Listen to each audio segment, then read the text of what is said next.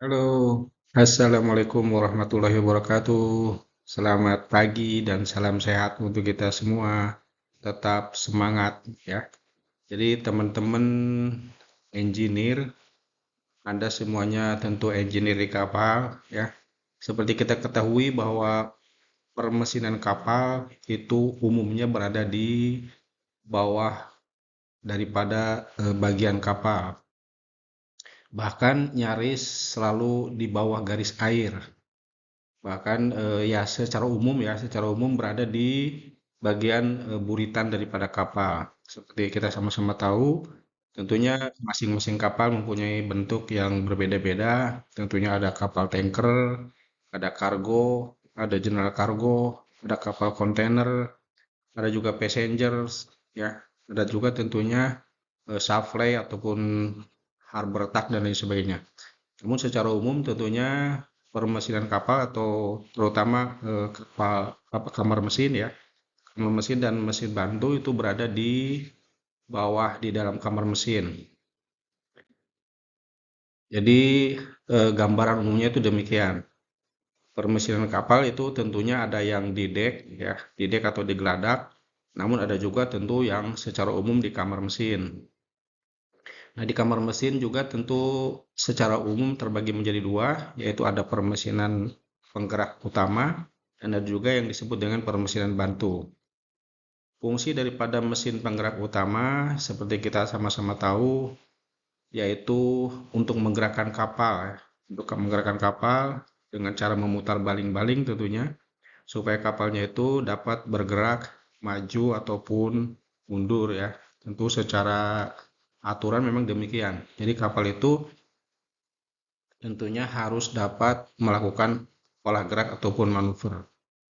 Nah, sedangkan permesinan bantu adalah semua pesawat yang berguna atau berfungsi untuk menunjang daripada kinerja permesinan utama ya. Jadi baik itu kapal posisinya sedang berlabuh jangkar, kapal itu sedang melaksanakan pelayaran ya, dalam pelayaran maupun kapal sedang memuat atau di pelabuhan ya, melakukan kegiatan discharge ataupun loading kargo. Jadi ketika kapal melakukan berbagai aktivitas, tentu fungsi daripada permesinan bantu sangat-sangat dibutuhkan. Kemudian ini adalah bagian utama daripada mesin penggerak utama. Mesin penggerak utama itu lazimnya terdiri dari 4 komponen ya. Ada mesin induknya itu sendiri, kemudian ada bantalan pendorong atau thrust block, ada juga shaft ataupun as ya. Kemudian ada juga propeller atau baling-baling. Ini fungsi utama daripada mesin induk yaitu untuk menggerakkan kapal dengan cara memutar baling-baling ya, supaya kapalnya itu dapat melakukan olah gerak ataupun manuver baik maju ataupun mundur. Namun ada juga kapal yang mempunyai fungsi daripada mesin penggerak utama sebagai pompa muatan.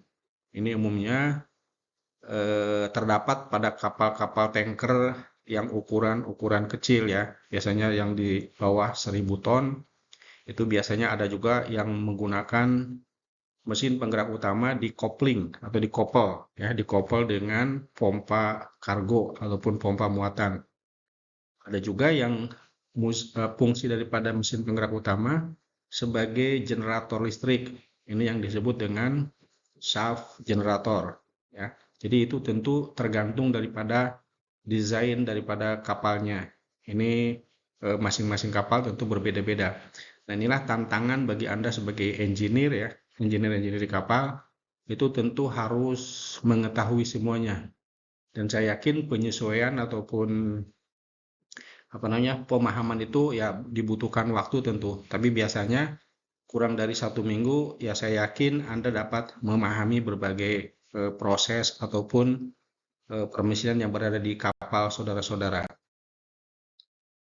Dan yang eh, nah ini mesin induk ya. Mesin induk itu umumnya di kapal terdiri dari mesin diesel.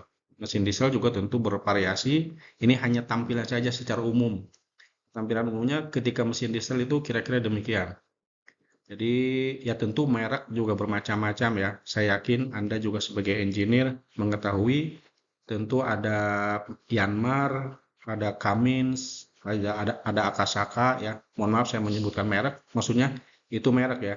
Bisa saja mungkin Dongfeng ataupun Hyundai ya, ataupun MAK, MAN dan lain sebagainya. Itu tentu semuanya merek. Bahkan Caterpillar ya. Pokoknya itu semua merek. Tapi secara umum ini adalah gambaran daripada mesin diesel. Mesin diesel itu yaitu mesin pembakaran dalam ya, atau internal combustion engine. Nah, ada juga yang kapal yang dilengkapi dengan mesin uap ya, mesin uap ataupun mesin piston ya. Ini yang digerakkan oleh steam atau uap. Selain itu ada juga yang digerakkan oleh steam turbine atau eh, turbin uap ya. Turbin uap tampilannya itu kira-kira demikian.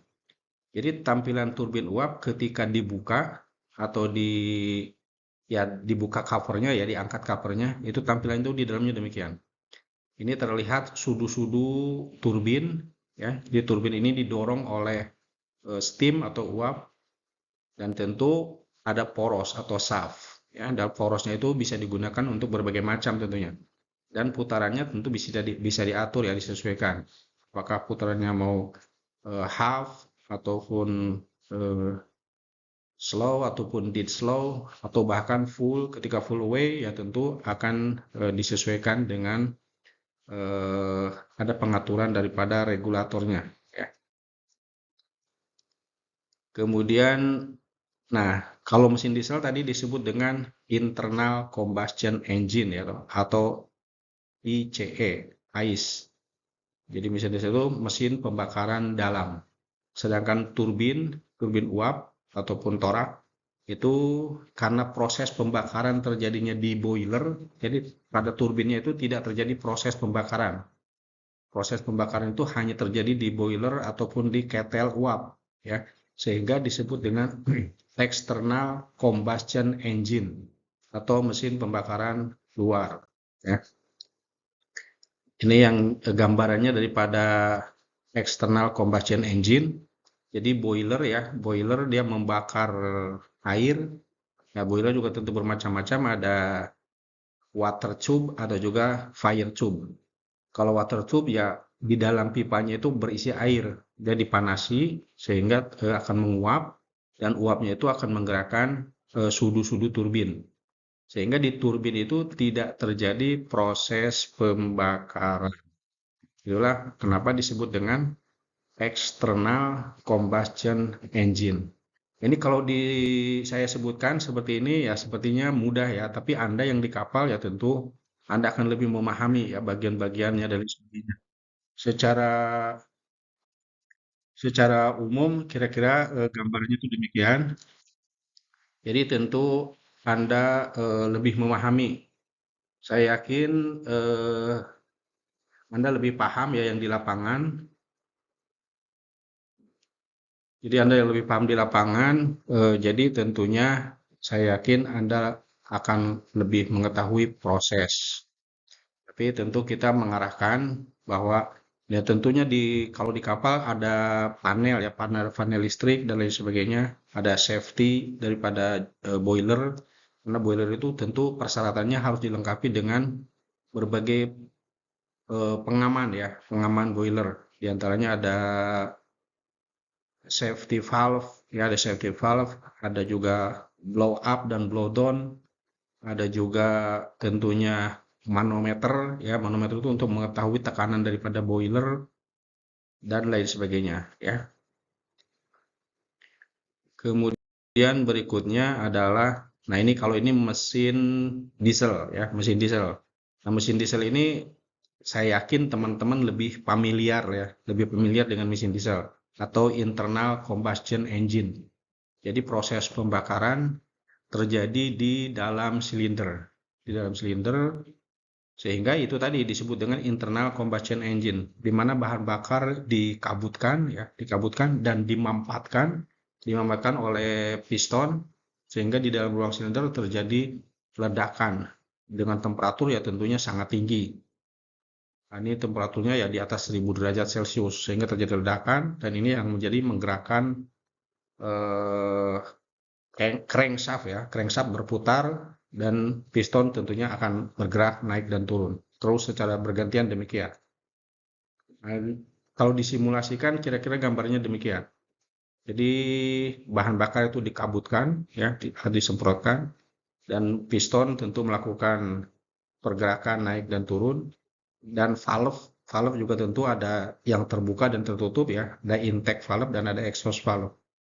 Ada udara masuk dan udara keluar tentunya. Terus terjadi secara bergantian dan bersamaan ya. Untuk terjadinya secara bersamaan. Jadi tentu tidak, proses pendinginan juga berjalan, proses pelumasan berjalan, proses pembakaran pun demikian. Jadi Anda sebagai engineer inilah yang tidak mudah. Anda menjaga supaya proses-proses tersebut tetap berjalan dengan baik ya. Jadi ini yang tidak mudah. Jadi Anda jangan sampai Anda bingung. Saya sebagai engineer jaga terutama, apa yang saya jaga ya. Jadi yang dijaga itu tentu performa mesin ya, engine performance. Jadi Anda harus mengetahui berapa temperatur normal ya, berapa pressure normalnya, tekanan normalnya itu berapa. Berapa juga daya yang dihasilkan. Kan tentu ada diukur dengan menggunakan tenaga indikator ya, PI. Ada daya indikator dan ada tenaga indikator. Nah, itu tentu bisa diukur. Setiap silinder bisa terukur, termasuk exhaust gas manifoldnya dan lain sebagainya. Ini tentu saya yakin Anda lebih paham lah di kapal.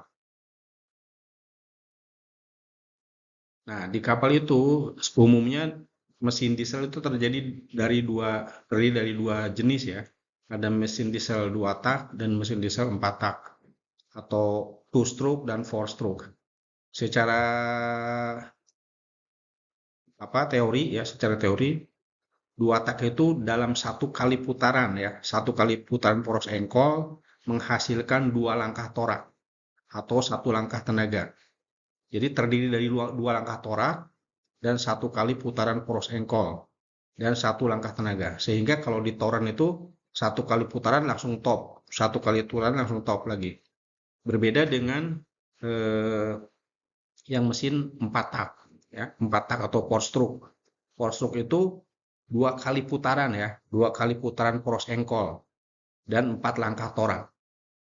Jadi kalau Anda toren ketemu topnya itu 2 kali putaran baru ketemu top. Makanya ketika Anda melakukan toren, ya biasanya ketika overhaul ya, pada saat overhaul yang 2 tak dengan 4 tak ya akan lebih terasa makan energi ketika mesin 4 tak atau 4 stroke, karena harus 2 kali putaran poros engkol. Ini gambaran umum ya, gambaran umum daripada atau tampilan daripada mesin diesel 2 tak. Mesin diesel 2 tak itu secara umum tampilannya demikian. Jadi Anda bisa lihat di mesin diesel 2 tak terdapat batang piston. Ada batang piston, kemudian ada juga kepala silang ya, atau crosshead ya, ada crosshead dan ada connecting rod. Jadi connecting rod dihubungkan oleh kepala silang dan dilanjutkan oleh batang piston. Jadi batang pistonnya itu cukup panjang ya. Umumnya motor diesel 2 tak ya memang memiliki stroke ya atau langkah piston yang lebih panjang. Tapi biasanya dia putarannya lebih rendah. Mesin diesel 2 tak itu umumnya putaran rendah. Dan umumnya ya, ini bicara kita umum. Umumnya dilengkapi dengan udara bilas. Ada lubang-lubang udara bilas. Anda bisa lihat ada lubang udara bilas pada silinder linernya. Biasanya silinder bornya itu, lubang silindernya, diameter silinder liner itu lebih besar ya daripada motor diesel yang 4 tak. Jadi umumnya demikian. Dan biasanya hanya satu klep yang disebut dengan exhaust valve ya. Exhaust valve jadi klepnya itu tunggal. Klepnya tentu hisap buang juga, tapi dia satu, biasanya hanya satu. Dan digunakan teleskop pipe, ada hidrolik, ada yang menggerakkan camshaft, yang digerakkan oleh camshaft itu didorong oleh oli ya, ada oli khusus. dan biasanya digunakan juga oli silinder oil, ada silinder oil ya. Kalau untuk mesin diesel 2 tak umumnya menggunakan silinder oil. Tolong nanti dikoreksi kalau saya keliru ya. Saya terakhir belayar, izin ya ini saya sampaikan, saya terakhir belayar itu 2013. Oh ya, saya sampaikan saya pernah jadi chief engineer pada dari tahun 2009, 2007 malah, 2007 sampai 2013. Jadi kurang lebih sekitar 6 tahun ya, kurang lebih 6 tahun. Dan ya tentu saya juga bervariasi berbagai tipe kapal. Kapal terakhir saya pernah di cargo heavy lift ya. Jadi kapal yang mengangkut muatan dengan muatan yang sangat besar, sangat berat. Kan ketika loading itu harus diisi dengan balas. Jadi sistemnya ballast and the ballasting. Ya, ini yang perbedaannya dengan motor diesel 4 tak. Nah, 4 tak itu umumnya langsung connecting root dan langsung terkoneksi ke piston. Jadi di pistonnya itu terdapat lubang pin, ada pin piston ya. Kalau 4 tak itu umumnya ada lubang pin piston. Berbeda tadi dengan 2 tak. Dan umumnya motor diesel 4 tak ini memiliki klep hisap dan klep buang. Ada intake dan exhaust valve ya. Ada intake dan exhaust valve. Juga memiliki rocker arm, ada rocker arm serta memiliki push rod. Jadi dia dilengkapi dengan push rod dan umumnya putarannya itu putaran tinggi, high speed ya, high speed diesel engine. Jadi putarannya itu bisa minimal 900 atau 800 lah paling minim, 800 rpm atau bahkan 1500 rpm ya. Setahu saya sih demikian. Yang jelas putarannya itu putaran tinggi. Jadi berbeda dengan motor diesel yang sebelumnya yang 2 tak. Jadi kalau 2 tak itu umumnya putarannya itu putaran rendah ya. Ini kalau ini motor mesin diesel yang 4 tak langkahnya. Kemudian ini perbedaan dengan mesin busi. Kalau mesin busi tentunya perapian ya, perapian yang dipercikan oleh busi. Nah, ini bagian-bagian daripada mesin induk 2 tak terutama atau two stroke ya. Saya yakin Anda tahu lah ini. Tapi tentu Anda juga harus secara secara detail ya mengetahui terutama dengan bagian-bagian daripada mesin itu sendiri. Karena ketika Anda requisition ya, permintaan barang itu harus diketahui secara detail. Nah, ini yang paling penting, Anda harus dicatat mesinnya itu tipenya apa ya, ada engine type, ada tahunnya. Pokoknya misalnya contoh ya, Yanmar 6N 50 MC ya, mendatar C atau apalah. Itu harus tercatat dengan detail. Juga dengan serial number, engine serial number-nya tercatat, ada angkanya berapa. Kemudian part numbernya umpamanya contoh ini ada crankshaft ya, ada crank pin bearing atau main bearing. Ya tentu itu harus sesuai. Jangan sampai Anda salah order ya. Salah order tentu akan sangat fatal, apalagi kapalnya umpamanya sedang beroperasi di jauh ya. Mungkin Anda beroperasi antar benua atau antar lintas samudra. Nah, ini tentu ketika kita requisition itu harus betul-betul fix ya, fix yang diminta itu sesuai dengan yang kita harapkan. Jangan sampai nanti ketika barangnya datang Anda komplain. Padahal ya bisa saja kita yang keliru ya, kita yang keliru order. Itu yang patut kita hindari. Karena nanti owner tentunya akan sangat dirugikan ya. Ini contoh crankshaft, ya tentu ukuran daripada crankshaft juga bermacam-macam tergantung dari ukuran kapalnya atau size kapalnya. Ini juga truss block ya. Truss block itu semacam flange yang besar tentu di shaft, ada pertemuan ketemu flange. Nah, ini juga tentu ada momen ya, ada beberapa momen di situ. Ada momen puntir, ada juga tentunya Pergerakan kan ketika propeller itu berputar, dia selalu berputar ya. Namun Anda mungkin, ini saya juga pernah mengalami, ketika kita lihat secara kasat mata, seolah-olah shaft itu lurus saja. Tapi begitu di balancing ya, terutama ketika kapal melakukan docking, kan biasanya dicabut itu shaft, dibawa ke workshop ya, dia akan dibalancing. Ketika dibalancing itu ketahuan apakah si shaftnya itu masih betul-betul lurus atau sudah melintir, ya ada melintir. Kalau Anda perhatikan palu ya, chipping terutama, chipping hammer, yang di welding ya, gagangnya itu di welding, semuanya di welding. Coba Anda perhatikan, itu hammer digunakan hanya untuk memukul-mukul saja. Tapi lama kelamaan si gagangnya itu seperti dipelintir, ya kan? Seperti dipelintir. Padahal kan tidak mungkin kita yang melintir itu gagang palu. Nah, itulah proses adanya namanya momen puntir. Jadi bisa saja shaft propeller juga melintir.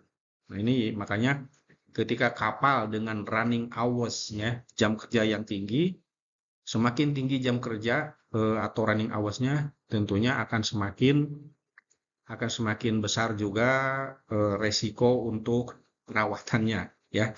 Ibarat ya mohon maaf ya, ibarat manusia, ketika umurnya semakin banyak, ya tentu resiko perawatan juga demikian ya. Apalagi ini benda mati ya. Benda mati itu ya tentu butuh butuh perawatan. Makanya itulah Anda sebagai engineer di kapal harus memahami apa saja yang harus dilakukan supaya performa permesinan tetap terjaga. Namun tentunya ketika kapal itu bergerak ya, barang itu bergerak, ya pasti akan mengalami keausan. Itulah butuhnya maintenance and repair atau perawatan dan perbaikan ya. Harapannya kita selalu menjaga engine performance. Ini jenis daripada propeller, bermacam-macam jenis propeller ya. Ada yang duct propeller, ada juga yang contra rotating propeller, ya. Ada juga controllable atau CPP ya, controllable pitch propeller, di mana di dalam ini terdapat lubang hidrolik ya yang menggerakkan daun-daun daripada propeller sehingga propellernya itu bisa bergerak ke kiri ataupun ke kanan ataupun tengah-tengah. Ketika dia umumnya kalau yang pitch propeller mesinnya itu tetap hidup dan daun propellernya juga yang bergerak ya. Jadi daun propellernya itu umumnya kapal maju dia mengarah ke kanan, kapal mundur dia mengarah ke kiri. Kira-kira demikian ya. Ketika dia tengah-tengah maka dia netral. Ada juga yang sistemnya water jet propulsion. Ini umumnya digunakan untuk kapal-kapal passengers ya atau kapal penumpang. Dia bergerak dengan kecepatan yang cukup tinggi. Nah, kita masuk ke permesinan bantu. Ya, permesinan bantu juga ini tentu komponen yang sangat luar biasa. Jadi seluruh permesinan yang di kapal yang menunjang daripada kerjanya mesin induk itu disebut dengan permesinan bantu. Ya, baik itu kapal dalam keadaan posisi belayar, kapal dalam keadaan berlabuh, maupun kapal sedang melakukan kegiatan loading ataupun unloading ya. Nanti kita bahas lagi di pertemuan berikutnya. Semoga teman-teman tetap semangat, sehat dan kuat ya. Kerja Anda itu adalah ibadah ya, ibadah untuk keluarga. Saya yakin Anda adalah pejuang-pejuang yang luar biasa. Saya pun pernah jadi pelaut seperti Anda. Ya, kebetulan saya mengalami masa belayar itu dari tahun 1997 sebagai engineer sampai tahun 2013. Kurang lebih masa belayar saya sekitar 16 tahun. Oke. Selamat pagi semuanya, tetap semangat, salam sehat, tetap utamakan keselamatan ya. Jaga baik-baik, tidak boleh stres. Anda adalah orang-orang yang luar biasa. Oke. Salam untuk semuanya. Tetap semangat ya. Selamat pagi, salam beraktivitas dan niatkan untuk ibadah ya. Jadi Anda tentu berkontribusi yang baik untuk keluarga ya. Itu yang tidak mudah. Dan itu adalah ibadah yang sangat luar biasa. Oke? Selamat pagi sekali lagi, tetap semangat, salam sehat, dan utamakan selalu keselamatan. Ya, terima kasih.